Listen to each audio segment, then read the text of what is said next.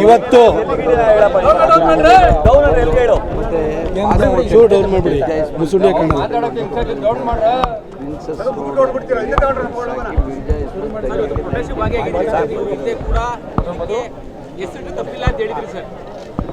ಅದಕ್ಕೆ ಸ್ಪಷ್ಟನೆ ಕೊಟ್ಟಾದ್ಮೇಲೆ ಈಗ ಕಾಂಟ್ರವರ್ಸಿ ಬೇಕಾದ್ರೆ ಬೇರೆ ಕೇಳಿ ದಿನ ಹೇಳ್ತೀನಿ.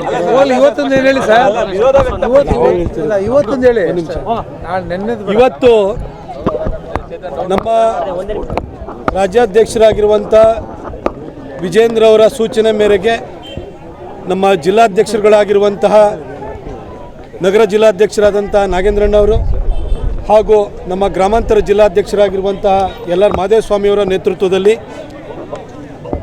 ಈ KRS ರಸ್ತೆಯಲ್ಲಿರುವಂತಹ ವಿವೇಕಾನಂದ ಪ್ರತಿಮೆ ಬಳಿ ಮೌನ ಪ್ರತಿಭಟನೆಯನ್ನು ಮಾಡ್ತಾಯಿದ್ದೀವಿ.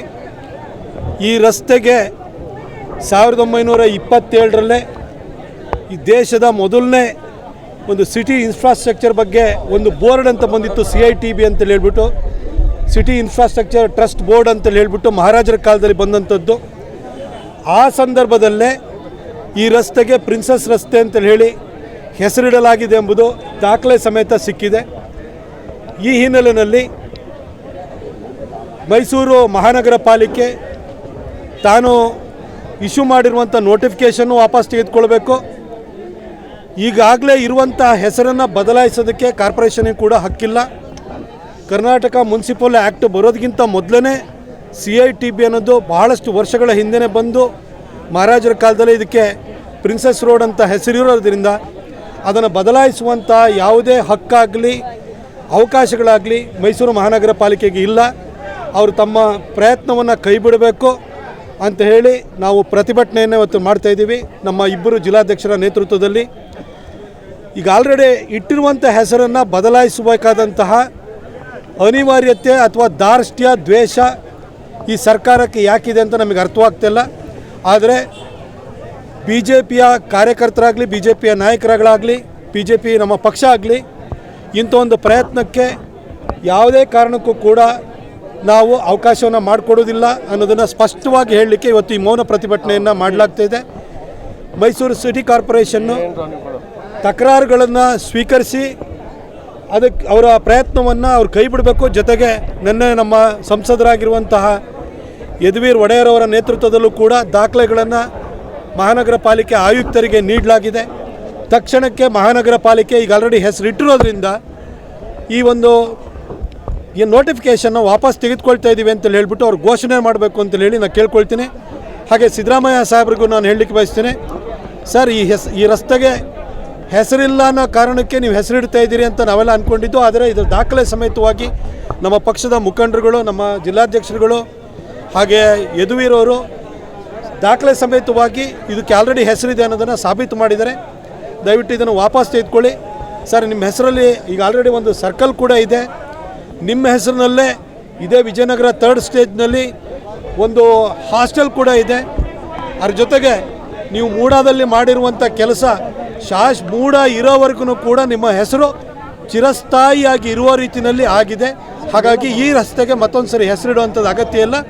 ದಯವಿಟ್ಟು ಈ ಒಂದು ಮೈಸೂರು ಸಂಸ್ಥಾನದಲ್ಲಿ ಇರುವಂಥದ್ದೆಲ್ಲ ಮಹಾರಾಜರ ಕುರುಗಳು, ಮಹಾರಾಜರ ಕಾಲದಲ್ಲಿ ಇಟ್ಟಿರುವಂಥ ಹೆಸರನ್ನು ಬದಲಾಯಿಸುವಂತಹ ಕೆಲಸಕ್ಕೆ ಹೋಗಬೇಡಿ.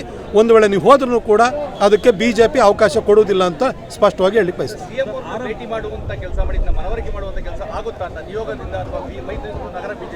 ದಾಖಲೆ ಸಮೇತವಾಗಿ ನಮ್ಮ ಜಿಲ್ಲಾಧ್ಯಕ್ಷ ನಾಗೇಂದ್ರಣ್ಣವ್ರು ಇರ್ಬೋದು, ಎಲ್.ಆರ್. ಮಾದೇವಸ್ವಾಮಿಯವರು ಇರ್ಬೋದು, ಯದುವೀರವ್ರು ಇರ್ಬೋದು, ಕಾರ್ಪೊರೇಷನ್ ಕಮಿಷನರಿಗೆ ಸಲ್ಲಿಸಿ ಆದ ನಂತರ CM ಹತ್ರ ಮನೆ ಬಾಗಿಲು ತಟ್ಟಬೇಕಾದಂಥ ಅವಶ್ಯಕತೆ ಇಲ್ಲ. ಅವರು ಕೂಡ ಹೇಳಿ ಕೇಳಿ ಕಾನೂನು ಪದವೀಧರರು, ಅವರಿಗೆ ಕಾನೂನಿನ ಅರಿವಿರಲೇಬೇಕಾಗುತ್ತೆ. ಇಟ್ಟಿರುವ ಹೆಸರನ್ನು ಬದಲಾಯಿಸೋದಕ್ಕೆ ಅವಕಾಶ ಇಲ್ಲ ಕಾನೂನಲ್ಲೂ ಕೂಡ. ಮೈಸೂರಿನ ಹಿನ್ನೆಲೆ ಅವ್ರಿಗೆ ಗೊತ್ತಿದೆ. ಮಹಾರಾಜರು ಕಟ್ಟಿದಂಥ ಕನ್ನಂಬಾಡಿ ಕಟ್ಟೆಯ ನೀರನ್ನು ಕುಡಿದು ನಾವು ಬೆಳೀತಾ ಇರೋವಂಥವ್ರು, ನಾವು ಅದು ಕೊಡುವಂಥ ಅನ್ನದಿಂದಲೇ ನಾವು ಬದುಕಿರೋವಂಥವ್ರು. ನಾವು ಮೈಸೂರು ಮಹಾರಾಜರು ನಾಲ್ವಡಿ ಕೃಷ್ಣರಾಜ ಒಡೆಯರು ಕಟ್ಟಿದಂಥ ವಿಶ್ವವಿದ್ಯಾಲಯದಲ್ಲಿ ಸಿದ್ದರಾಮಯ್ಯ ಸಾಹೇಬ್ರನ್ನು ಕೂಡ ಪದವಿನ ಪಡ್ಕೊಂಡಿದ್ದಾರೆ. ವಿದ್ಯೆಗಿರ್ಬೋದು, ಅನ್ನಕ್ಕಿರ್ಬೋದು ಅಥವಾ ಕುಡಿಯೋ ನೀರಿರ್ಬೋದು, ಎಲ್ಲದಕ್ಕೂ ಕೂಡ ಮಹಾರಾಜರ ಋಣ ಇದೆ. ಹಾಗಾಗಿ ಹೆಸರು ಆಲ್ರೆಡಿ ಇಟ್ಟಿರೋದ್ರಿಂದ ಅದನ್ನು ಬದಲಾಯಿಸುವಂತಹ ದ್ವೇಷವನ್ನು, ವೈರತ್ವವನ್ನು ಸಿದ್ದರಾಮಯ್ಯನವರು ಒಬ್ಬ ಪ್ರಜ್ಞಾವಂತ ವ್ಯಕ್ತಿಯಾಗಿ ತೆಗೆದುಕೊಳ್ಬೇಕು. ಫಸ್ಟ್ ಇದನ್ನು ಮಾತಾಡಿ.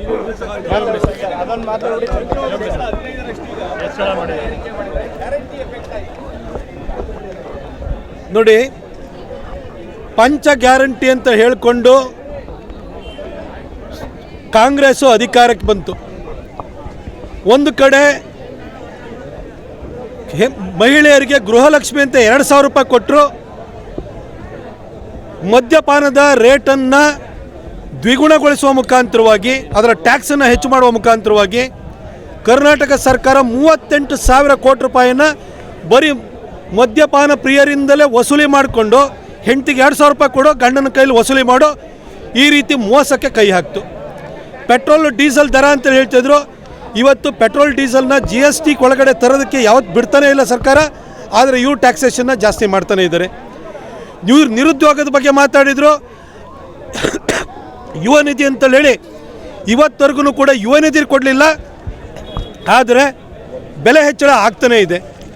ಒಂದು ವಿದ್ಯುತ್ ವಿಚಾರಕ್ಕೆ ಬಂದಾಗ 200 ಯೂನಿಟ್ ಫ್ರೀಯಾಗಿ ಕೊಡ್ತೀವಿ ಅಂತೇಳಿ ಹೇಳಿದರು. ಯೂನಿಟ್ಟಿಗೆ 3 ರೂಪಾಯಿ ಇದ್ದಿದ್ದನ್ನು ಇವತ್ತು 7.5 ರೂಪಾಯಿಗೆ ಮಾಡಿದ್ದಾರೆ. ಈ ಸರ್ಕಾರ ಬರೀ ಒಂದಷ್ಟು ಜನರ ಹತ್ರ ದರೋಡೆ ಮಾಡಿ ಇನ್ನೊಬ್ಬರಿಗೆ ಕೊಟ್ಟಂಥ ನಾಟಕ ಆಡ್ತಾ ಇದೆ. ಅದ್ರ ಜೊತೆಗೆ ಈ ಶಕ್ತಿ ಯೋಜನೆ ಅಂತ ಅಂತಂದರು, ಮಹಿಳೆಯರಿಗೆ ಫ್ರೀ ಅಂತಂದರು. ಇವತ್ತು ಎಲ್ಲ KSRTCಯ ಎಲ್ಲ ವಿಂಗುಗಳು ಕೂಡ ಮುಚ್ಚಿ ಹೋಗುವಂಥ ಸ್ಥಿತಿಗಿದೆ. ಹಾಗಾಗಿ 3,500 ಕೋಟಿ ಪ್ರಾಫಿಟ್ ಬಂದಿದೆ ಅಂತ ಹೇಳ್ತಾರೆ.